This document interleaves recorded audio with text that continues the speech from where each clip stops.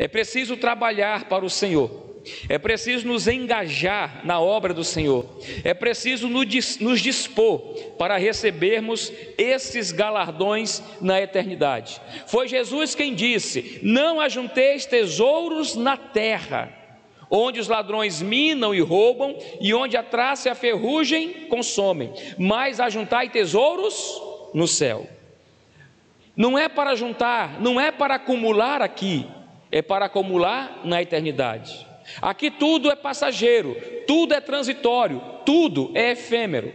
Lá não, é permanente e eterno.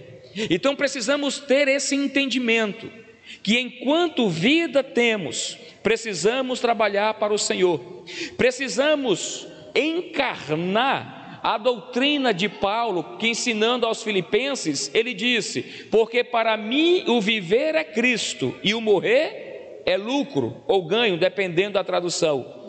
Paulo foi um apóstolo, Paulo foi um servo do Senhor, que até o último minuto de vida que Deus deu a ele serviu ao Senhor, com amor, com alegria, com dedicação, enfrentando perseguições, enfrentando oposições, mas não arredou o pé. Ele deixou um legado muito grande para a igreja. E vimos que dentro dessas recompensas existem 5 coroas. Precisamos trabalhar para que ao chegar na eternidade, ao chegar no céu, venhamos receber essas recompensas. E como eu havia já dito, que hoje nós iríamos pensar a respeito, deixa eu voltar aqui, sobre o tribunal, deixa eu só passar aqui, as bodas do Cordeiro. O texto 7 do capítulo 19 vai nos dizer assim: alegremo-nos, exultemos e a Ele demos glória, pois chegou a hora do casamento do Cordeiro e sua noiva já se preparou. Nós vamos entender que haverá um casamento ainda. O texto é muito claro. Em algumas traduções, ao invés de aparecer a palavra casamento, aparece bodas. Nós temos aqui no nosso Brasil, na nossa cultura, o que as pessoas chamam de bodas. Quando completam 2 anos de casados, 3, 5, 10, 20, 30, 50... Então, cada ano tem uma boda de comemoração. Mas é preciso nos fazer uma pergunta a respeito deste assunto: o que é, ou o que será as bodas, ou o casamento? Para responder essa pergunta, a gente precisa lembrar que lá no Antigo Testamento é usada a figura do casamento para representar a relação de Deus com o seu povo Israel.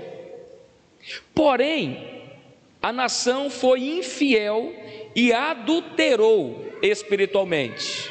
Basta você ler o livro do profeta Oséias que você verá isso. A nação de Israel não fora fiel no seu relacionamento com Deus. Ela adulterou, ela prevaricou, ela maculou o seu relacionamento. Israel não fora fiel ao seu Senhor. Por isso que o livro de Oséias retrata essa figura desse adultério espiritual. Mas quando a gente chega no Novo Testamento, a figura do casamento também vai ser ensinada, e desta vez por Jesus. Quando ele escreve, quando ele diz as parábolas que são registradas pelo Mateus, nos capítulos 22 e 25 do seu evangelho, o próprio Senhor Jesus falou dessas bodas, ele falou deste casamento. Mas o apóstolo Paulo também, ele usa essa figura quando escreve a carta aos irmãos de Éfeso. Basta você ler Efésios capítulo 5, dos versos 22 ao 32. Então, ao longo de toda a Bíblia, a gente encontra a figura do casamento. O casamento que requer uma fidelidade, um casamento que requer uma entrega, o casamento que requer uma dedicação um ao outro. Então não é uma figura desconhecida, nem dos judeus e nem dos gentios, porque desde o Antigo Testamento é ensinado. Jesus falou do casamento, e até o próprio João Batista, ele vai falar sobre os amigos do Cordeiro, daquele que vai se casar. E Paulo, escrevendo aos gentios, a carta aos Efésios é uma igreja gentílica, ele também fala sobre o assunto. Então, o que vem a ser as bodas do Cordeiro? Nada mais do que o casamento da noiva, a igreja, com o noivo Jesus.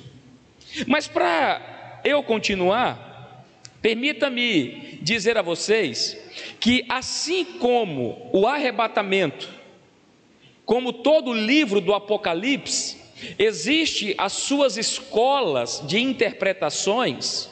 Eu já disse que no arrebatamento, ou sobre o arrebatamento, existem algumas escolas de interpretações, mas 3 são as mais comuns em nossos dias. É que nós chamamos de pré-tribulacionismo, mesotribulacionismo e pós-tribulacionismo. Então, quando a gente olha para este casamento, para as bodas do Cordeiro, mais uma vez a gente precisa conhecer quais são as escolas de interpretação a respeito das bodas do Cordeiro. E a primeira delas é o preterismo. Qual é a definição? A definição diz o seguinte: a posição preterista, como o próprio nome já indica, entende que praticamente tudo o que é relatado no livro do Apocalipse já se cumpriu, ou seja, está no pretérito. Na língua portuguesa, sabemos que o pretérito se refere ao passado. Portanto, muitos preteristas defendem que a festa das bodas do Cordeiro faz referência a eventos que já ocorreram no século I. Então, para os preteristas, assim são chamados, o que nós temos diante de nós em Apocalipse 19, na interpretação preterista, já aconteceu. Lá no primeiro século da era cristã, esse casamento já houve, já se deu, então não vai se repetir. Essa é uma interpretação. Uma outra interpretação que a gente vai aprender é a interpretação pré-tribulacionismo. E o que ensina essa escola de interpretação? Para os pré-tribulacionistas, eles ensinam que a igreja ela vai ser arrebatada antes da tribulação, nós já vimos isso, e enquanto estiver acontecendo a tribulação aqui na terra, lá no céu, os salvos em Jesus passarão pelo tribunal de Cristo, o bema, e nesse tribunal as suas obras serão julgadas e não os pecados cometidos por eles. Esse julgamento trata de recompensa e não de condenação. É a visão pré-tribulacionista. Após serem galardoados, aí ocorre então as bodas do Cordeiro.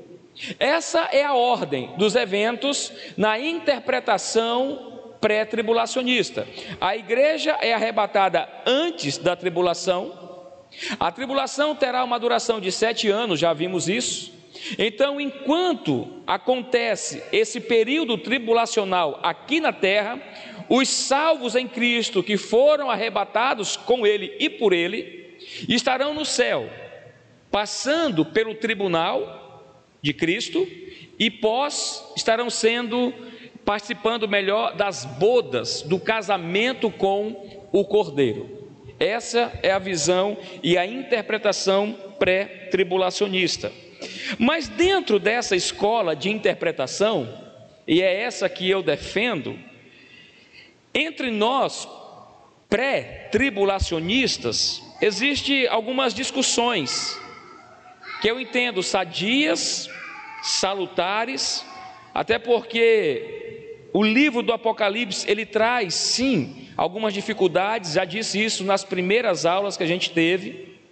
E quais são os motivos desses debates ou destas discussões no meio tribulacionista? Primeiro, quem vai participar das bodas ou do casamento? Quem vai participar? Alguns acreditam que apenas os santos, os salvos que fizeram parte da igreja, ou seja, somente os crentes da época da dispensação da graça, é essa que nós estamos vivendo, ou a dispensação do Espírito Santo, como também é conhecida. Então, para alguns pré-tribulacionistas, apenas os salvos, a igreja no caso, estará presente. Um outro pensamento que requer esse debate e essa discussão é que os santos do Antigo Testamento participarão destas bodas, mas na condição não de noiva, mas de convidados. A terceira é que todos os santos, desde o Antigo Testamento, os que foram salvos no período tribulacional, também vão participar como a noiva. Então tem essas discussões no meio pré-tribulacionista. Então a noiva é só a igreja da atual dispensação, e os que são salvos, ou os que serão salvos na grande tribulação, participarão também na condição de noiva, assim como os santos, os que foram salvos lá no Antigo Testamento.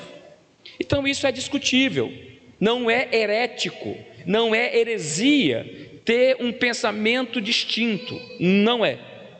Mas vamos nos aprofundar um pouco mais, porque existe também uma terceira linha, uma terceira escola de interpretação, que é o pós-tribulacionismo. O que eles dizem?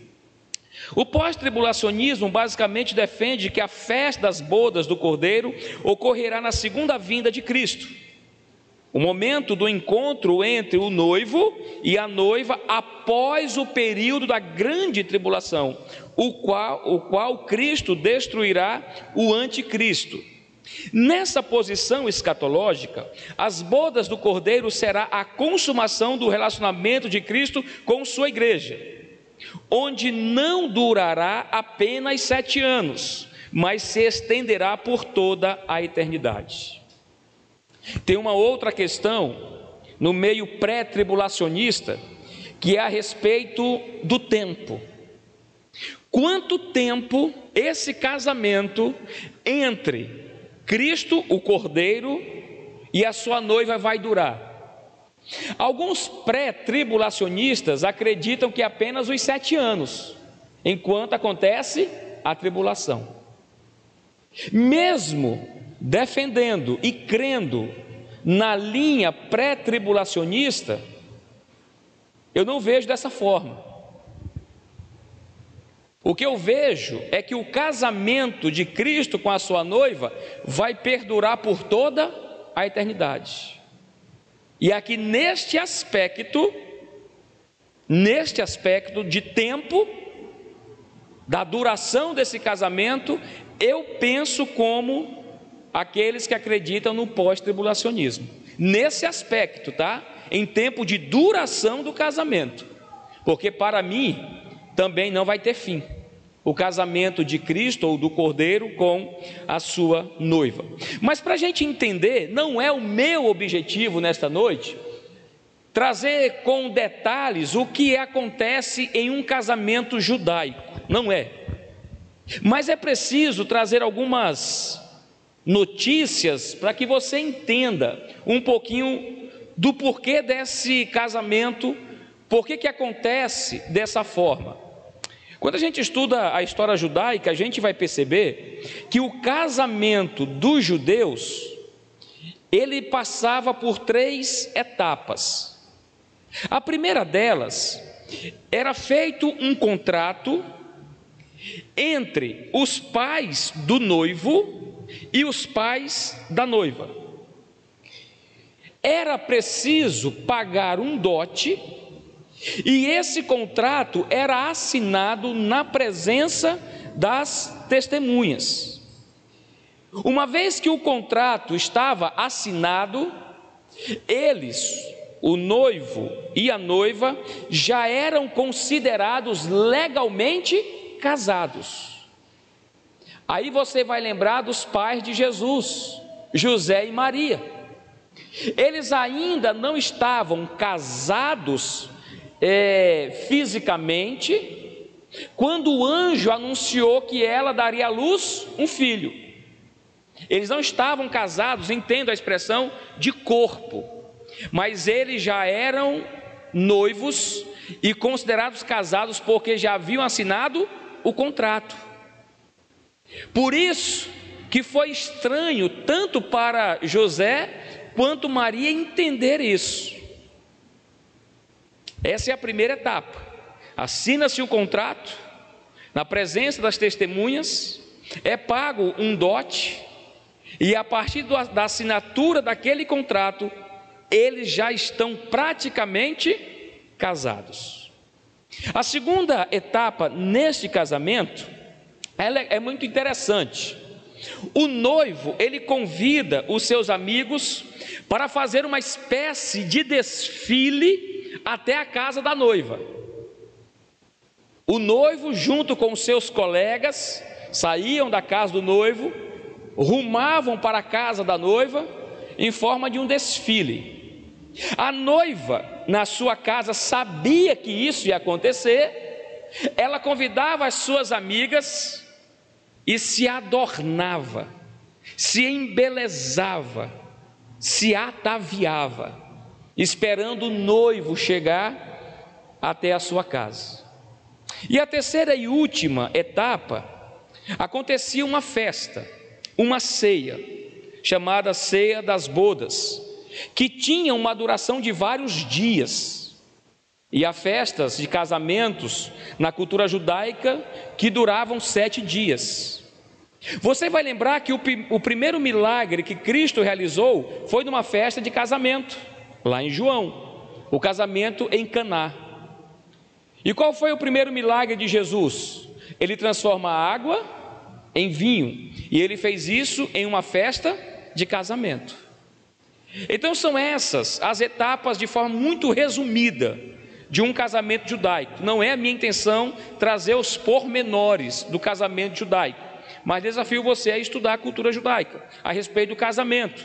É muito interessante. O que servia no casamento, quanto tempo durava, o tipo de vestimenta que as mulheres se ataviavam, vale a pena estudar, certo?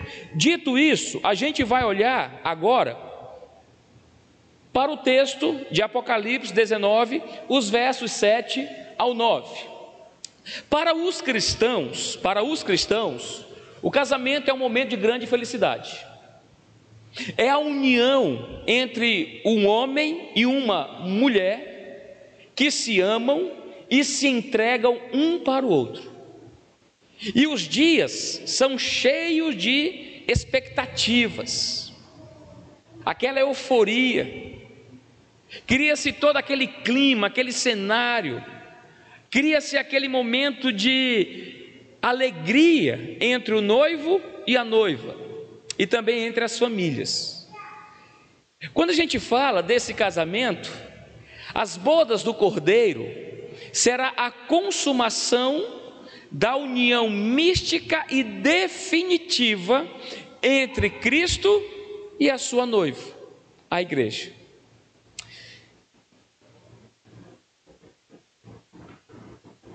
A pergunta que surge é: quem vai participar das bodas? Quem vai participar das bodas?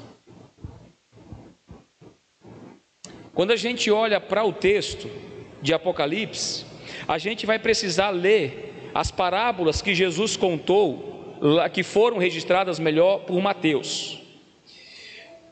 A gente vai encontrar, eu posso dizer, 4 personagens: Jesus, a igreja, os santos do Antigo Testamento e os salvos na tribulação. Esses irão participar das bodas deste casamento. Eu coloco 4 personagens para talvez entender melhor esses participantes do casamento. Nota que o texto diz: alegremo-nos, não é isso? Exultemos e a Ele demos glória. Por que o texto diz alegre e exulte e a Ele dê glória? Por quê? Porque chegou a hora do casamento do Cordeiro e sua noiva já se preparou. A noiva não será pega de surpresa. Você vai lembrar da parábola das 10 virgens, lembram? Das prudentes e das imprudentes. Esperavam o noivo, algumas dormiram, foram pegas de surpresa, não tinha azeite para manter as suas lamparinas acesas. Lembram disso? Aqui o texto é muito claro: a noiva já se preparou, ela já está pronta para a realização, para a consumação do casamento. Ela está aguardando o noivo. Mostra o texto que quem é o noivo? É Cristo. Você tem dúvida disso? Sim ou não? Porque o texto é claro: pois chegou a hora do casamento do Cordeiro. Quem é o Cordeiro dito em todo o livro do Apocalipse? Jesus Cristo. Lembra que é Ele que vai abrir os 7 selos? João não conseguiu, João estava triste porque ninguém era digno de desatar, de abrir os selos, e aí eis que vem o Cordeiro. Então o Cordeiro aqui é Cristo, o noivo melhor, é Cristo. Agora, e quem é a noiva? Nós já vimos que os participantes serão Jesus, o Cordeiro, a igreja. Vimos que os santos do Antigo Testamento e os salvos no período tribulacional. Mas quem é a noiva? Nota no texto que aqui não fica claro em Apocalipse. Ele diz a noiva, diferente do que ele diz do Cordeiro, pois chegou a hora do casamento do Cordeiro. Opa, então o Cordeiro vai se casar. Se ele vai se casar, ele tem uma noiva. Mas quem é a noiva do Cordeiro? Como é que eu vou entender isso aqui? Será que eu posso afirmar? Olha esses 2 textos do livro do Apocalipse. 21:9, a parte B diz: venha comigo, e eu lhe mostrarei a noiva, vírgula, a esposa do Cordeiro. A noiva, vírgula, a esposa do Cordeiro. No último capítulo, 22:17, o Espírito e a noiva dizem: vem. Que todo aquele que ouve diga: vem. Quem tiver sede, venha. Quem quiser, beba de graça da água da vida. Mas note, a noiva, a mesma palavra que aparece no capítulo 19, verso 7, a noiva. O noivo não tem dúvidas de quem seja, mas e a noiva? E aí nós vamos precisar olhar esse texto aqui. Deixa marcado, por gentileza, Apocalipse 19, abra a sua Bíblia aí em Efésios, por gentileza. Efésios capítulo 5. Ouça o que Paulo, ele vai dizer à igreja de Éfeso. Efésios capítulo 5, versos 25 ao 27. Quando você encontrar, diga amém aí, por favor. Efésios 5, do 25 ao 27. Amém ou misericórdia? Amém. Vejam só, maridos, ame cada um a sua esposa, como Cristo amou quem? A igreja. Ele entregou a vida por ela, a fim de torná-la santa, purificando-a ao lavá-la com água por meio da palavra. Assim o fez para apresentá-la a quem? Apresentá-la a quem? A si mesmo, como igreja gloriosa, sem mancha, ruga ou qualquer outro defeito, mas santa e sem culpa. Aqui a gente começa a entender quem é essa noiva do Cordeiro, que João retrata lá no Apocalipse. Ele usa a imagem ou a figura do casamento. Eu lhe pergunto, Jesus morreu pelos antigos do Antigo Testamento? Pelos santos, melhor, do Antigo Testamento? Se ele veio depois? No tempo, tá? Me refiro ao tempo. Quando os santos, os salvos na tribulação, forem alcançados pela graça, Jesus estará aonde? No céu. Então, de quem é, ou a quem ele se refere esse texto aqui? Fica claro que é a igreja? Que ele amou a igreja, a sua noiva? Os salvos do Antigo Testamento, os salvos no período tribulacional, eles vão participar das bodas, mas não na condição de noiva. Talvez como convidados, talvez como amigos do noivo. E olha esse outro texto aqui, ó, 2 aos Coríntios, para a gente caminhar para o fim, capítulo 11, verso 2, olha que interessante isso aqui. 2 aos Coríntios, capítulo 11, verso de número 2. Olha que interessante. 2 aos Coríntios 11, verso 2. Pois o cuidado que tenho com vocês vem do próprio Deus. Eu os prometi como noiva pura a um único marido. Quem é o único marido aí? Cristo.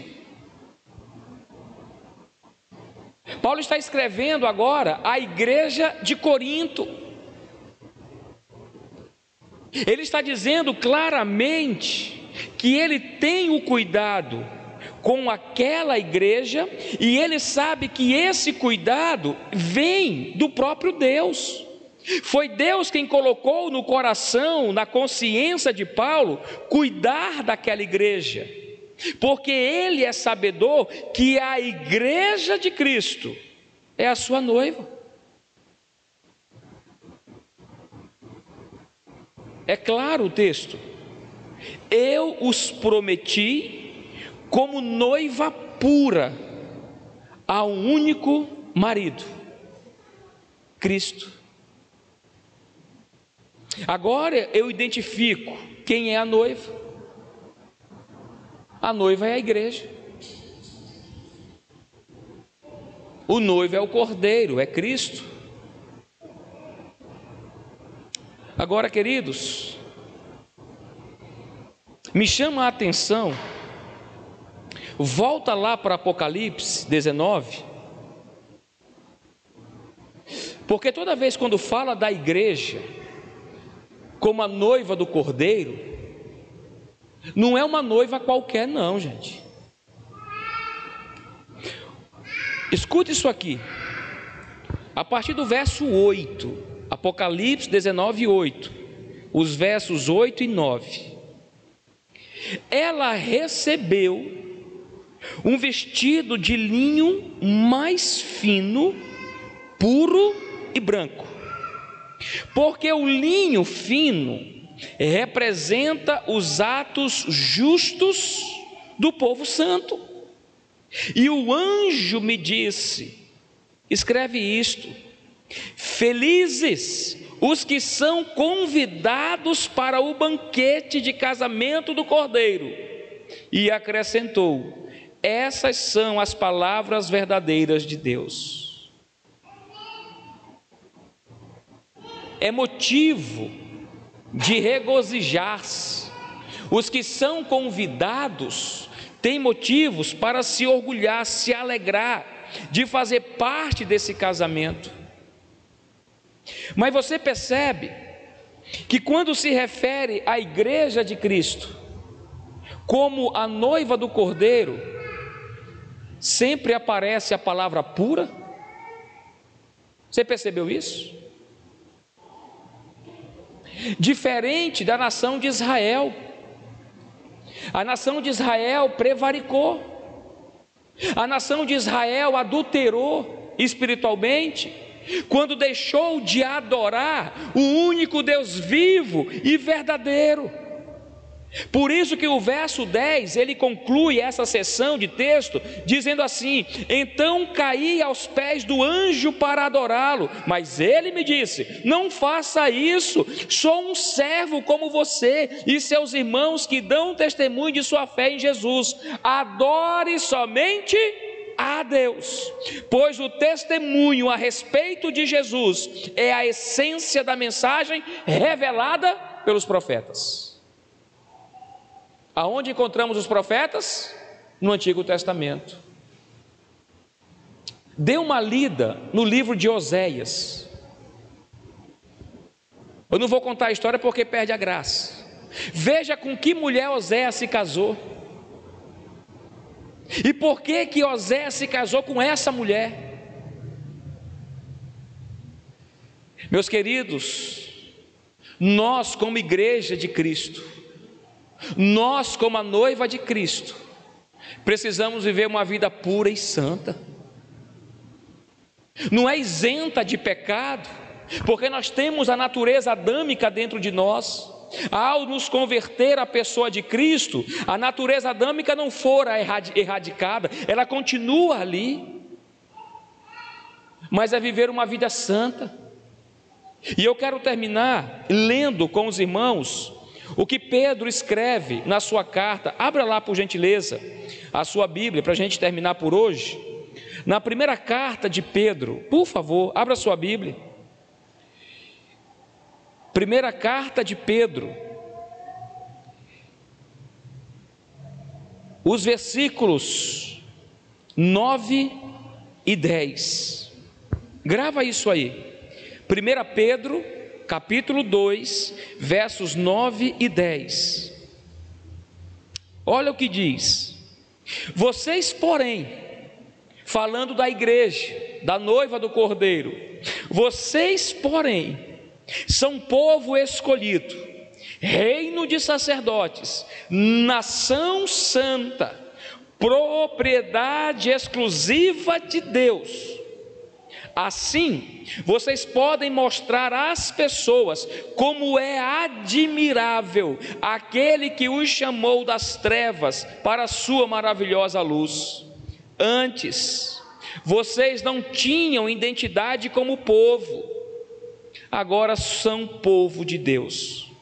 Antes, não havia recebido misericórdia, agora receberam misericórdia de Deus. Nós somos uma nação santa, um povo escolhido por Deus, uma propriedade de uso exclusivo. Eu quero terminar só contando uma ilustração, para você entender essa expressão, propriedade exclusiva de Deus. Esses carros de órgãos públicos, eles não podem ser utilizados para outros fins. carros do governo, carros do município, alguns que têm as suas identificações nas portas, eles não podem atender o serviço pessoal ou individual. Se um funcionário for pego transitando com um carro que é de propriedade exclusiva do governo, se ele for pego transitando, ele corre o risco de ser até exonerado da função. Pedro diz que nós somos propriedade exclusiva de quem, meus queridos? De Deus. Vamos viver uma vida santa, amém, igreja? Vamos viver uma vida pura. Pecou, pede perdão. Está fazendo coisa errada, deixa de fazer. Está mentindo, para de mentir. Você tem que ser puro. Nós temos que ser puros. Nós temos que ser santos. E santidade aqui não é sinônimo de perfeição. Santo aqui na língua original quer dizer alguém que fora retirada do mundo para servir a Jesus. Isso é santo. É alguém que é separado. Nós fomos separados do mundo para Deus. Por isso que Pedro diz que antes nós estávamos nas trevas, mas Ele nos tirou das trevas para a luz. Ele nos torna santos. Não tem a ver com perfeição. Não tem a ver quando algumas pessoas, de forma pejorativa, quer dizer, só quer ser santo, ó, lá vem um santo do paoco. Só quer ser santinho, só quer ser santinha. Pessoas que falam isso não sabem o significado da palavra santo à luz do Novo Testamento. Santo, alguém que fora separado para uso exclusivo de Deus, separados do mundo para servir ao Senhor. Um dia casaremos com Ele. Está perto de acontecer. Temos que aguardar ansiosamente, contar os dias, estar prontos, preparados, vigilantes e sóbrios, porque Ele virá nos arrebatar, e lá no céu o casamento será consumado, para nunca mais nos separar dEle. Vamos viver uma vida santa e viver uma vida pura para o louvor da sua glória. Amém, igreja? Convido os irmãos a colocarem-se em pé para a gente finalizar. Após a oração, nós vamos continuar aqui no templo para o nosso terceiro período, nosso culto, que vai ser o tempo em oração. Você vai poder deixar os seus agradecimentos, fazer também os seus pedidos, tá bom? Oremos. Senhor nosso Deus e Pai, muito obrigado pela Tua palavra. Ó Deus, obrigado porque um dia nós estaremos para sempre com o Senhor. Essa promessa já nos foi feita em João capítulo 14. E essa promessa de que iremos conviver com o Senhor para toda a eternidade é algo que nos enche de alegria e de entusiasmo. Ó Deus, essa união irá se concretizar para nunca mais nos separar do Senhor. Paulo mesmo, ao escrevendo aos Romanos, ele vai dizer que nada nos separará do amor de Cristo. Ó Deus, muito obrigado, porque nós somos amados por um Deus santo, verdadeiro e puro. Ó Pai, mas eu te peço que como igreja, nós venhamos viver uma vida pura, uma vida santa, que nós não venhamos nos lamear com o pecado, nos sujar com ele, mas que venhamos lutar, que venhamos vigiar e orar, para não ceder às tentações e às fraquezas da nossa carne. Ó Deus, que quando o Senhor vier nos arrebatar, que o Senhor nos ache e nos encontre fiéis a Ti, uma igreja santa, uma igreja que está apenas sendo usada pelo Senhor, uma igreja que é de uso exclusivo teu, e que o teu nome seja glorificado por meio de nossas vidas. Oramos agradecidos, no nome santo de Cristo. Amém, Senhor. Os irmãos podem sentar. Eu quero me despedir dos irmãos que nos acompanham pelo YouTube, dizer a você: tenha uma boa noite, um bom descanso. Domingo às 9 horas da manhã, escola bíblica dominical, e às 19h30, culto de louvor e adoração. De manhã vamos continuar expondo o livro de Neemias com o tema Construindo a Vida, Reconstruindo melhor a Vida Espiritual, parte 2. E à noite vamos pregar Romanos. Como ouvirão se não há quem pregue? Que Deus te abençoe, te dê uma boa noite de descanso e até domingo, se Ele assim nos permitir.